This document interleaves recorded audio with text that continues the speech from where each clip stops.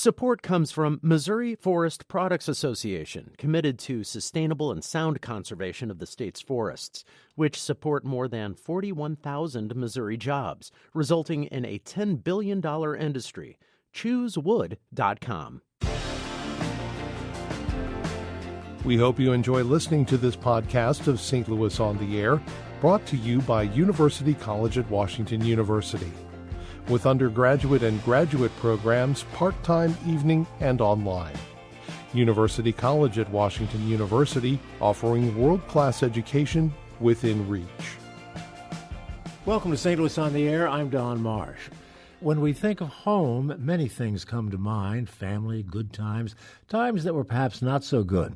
Our We Live Here podcast team is focusing on housing this season, and the latest episode of the podcast stays with the theme, but it's a little different. It's the result of our annual I Live Here storytelling experience, a community storytelling event titled Homes and the Stories They Hold. With me in studio is producer-reporter Kameel Stanley to tell us more. This is a little bit different, Kameel, isn't it? It is. It's one of our fun ones. I love doing these types of shows. Tell us exactly how it works.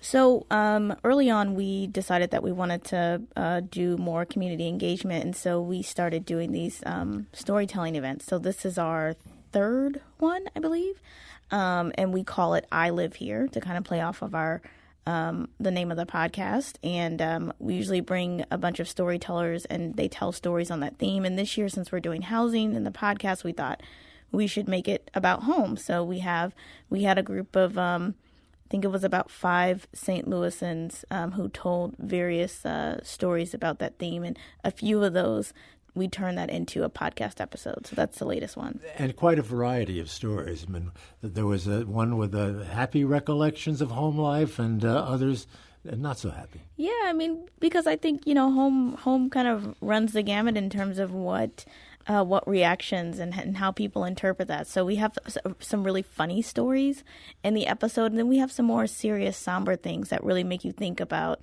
kind of our connection to each other and what happens to even a physical structure after maybe somebody dies, or what do you do with this? And there was one I found particularly interesting from a man who was talking about home was a place he had never been. Yes, that is Steven's story, and I encourage everybody to go listen to it. It's about this experience he had when he was, I believe, 6 years old in the 70s, and he went back to his family's farm, and it was so the delightful thing about that story for him was he had never been to this place, but everybody in that place knew who he was and made him feel at home, even though he had never been there before. How did you find the people who participated?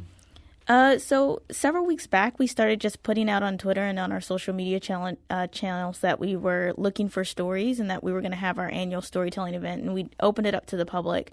We also did a collaboration with Second Tuesdays. It's a local storytelling group here in town. I'm involved in that, but also we had collaborated with them when we did our first storytelling event. And so they helped us in a big way, also soliciting stories from people who are known storytellers. And so it was a mix of people who were kind of veteran storytellers, but also people who just found us through saying, hey, I have a story about this topic. What would you want the listener to this particular podcast to take away from it?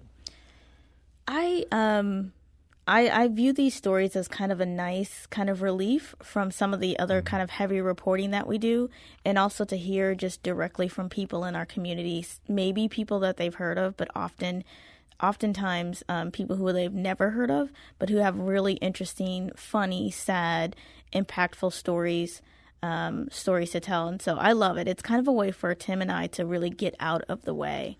Did you happen, going through all of this, to think about home any differently as a result of their stories?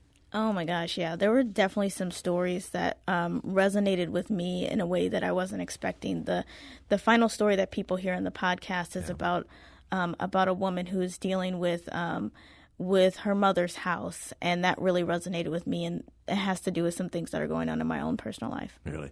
Well, it's another great episode. Thank you so much, Kameel Stanley, for bringing us up to speed on this particular episode. And we should point out that you and your co-producer, reporter Tim Lloyd, can be found on this podcast anywhere people get their podcasts. Anywhere. Correct? All right. Thank you, Kameel. Keep up the good work. Podcast episodes of St. Louis on the Air are available at stlpublicradio.org, or you can subscribe for free on Apple Podcasts, Google Play, or anywhere else you get your podcasts. St. Louis on the Air is a production of St. Louis Public Radio, 90.7 KWMU. Thank you for listening. I'm Don Marsh.